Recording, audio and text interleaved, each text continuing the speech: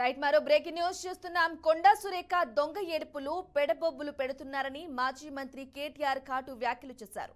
BRS తరపున ఆమెపై ఎవరూ అనుచిత వ్యాఖ్యలు చేయలేదని, సోషల్ మీడియాలో వచ్చిన వ్యాఖ్యలకు బీఆర్ఎస్ బాధ్యత వహించడం సమంజసం కాదని, అదే సోషల్ మీడియాలో తమ పైన ట్రోలింగ్ పేరుతో దాడి జరుగుతోందని చెప్పారు. ఒక్కసారి గతంలోకెళితే కొండా సురేఖ తమపై చేసిన బూతు వ్యాఖ్యలన్నీ బయటకొస్తాయని గుర్తు చేశారు.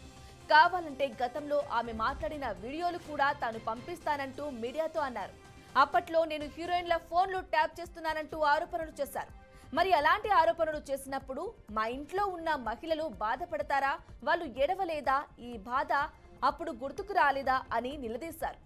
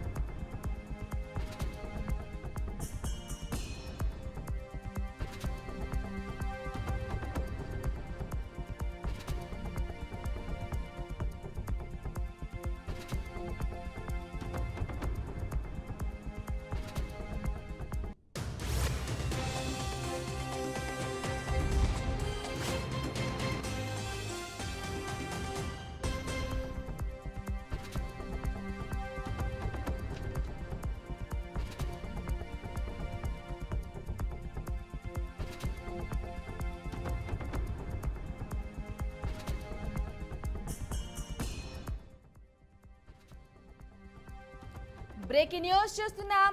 కొండా సురేఖ దొంగ ఏడుపులు పెడబొబ్బులు పెడుతున్నారని మాజీ మంత్రి కేటీఆర్ ఘాటు వ్యాఖ్యలు చేశారు. బీఆర్ఎస్ తరపున ఆమెపై ఎవరూ అనుచిత వ్యాఖ్యలు చేయలేదని, సోషల్ మీడియాలో వచ్చిన వ్యాఖ్యలకు బీఆర్ఎస్ బాధ్యత వహించడం సమంజసం కాదని, అదే సోషల్ మీడియాలో తమ పైన ట్రోలింగ్ పేరుతో దాడి జరుగుతోందని చెప్పారు. ఒక్కసారి గతంలోకెళితే కొండా సురేఖ తమపై చేసిన బూతు వ్యాఖ్యలన్నీ బయటకొస్తాయని గుర్తు చేశారు.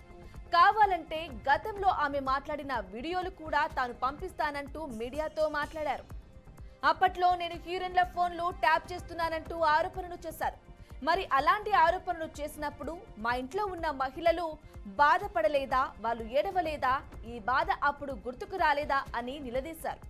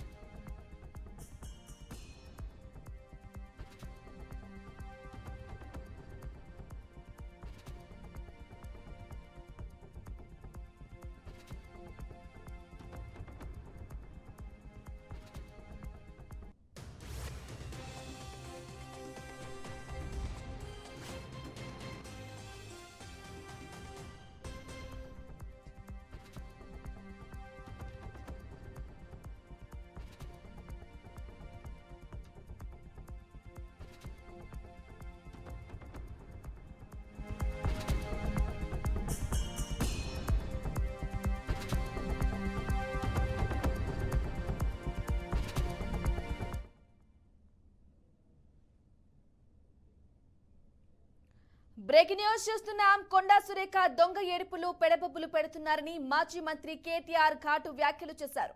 బీఆర్ఎస్ తరపున ఆమెపై ఎవరూ అనుచిత వ్యాఖ్యలు చేయలేదని, సోషల్ మీడియాలో వచ్చిన వ్యాఖ్యలకు బీఆర్ఎస్ బాధ్యత వహించాలనడం సమంజసం కాదని, అదే సోషల్ మీడియాలో తమపైన ట్రోలింగ్ పేరుతో దాడి జరుగుతోందని చెప్పారు. ఒక్కసారి గతంలోకెళితే కొండా సురేఖ తమపై చేసిన బూతు వ్యాఖ్యలన్నీ బయటకొస్తాయని గుర్తు చేశారు. కావాలంటే గతంలో ఆమె మాట్లాడిన వీడియోలు కూడా తాను పంపిస్తానంటూ మీడియాతో అన్నారు. అప్పట్లో నేను హీరోయిన్ల ఫోన్లు ట్యాప్ చేస్తున్నానంటూ ఆరోపణలు చేశారు. మరి అలాంటి ఆరోపణలు చేసినప్పుడు మా ఇంట్లో ఉన్న మహిళలు బాధపడలేదా, వాళ్ళు ఏడవలేదా, ఈ బాధ అప్పుడు గుర్తుకు రాలేదా అని నిలదీశారు.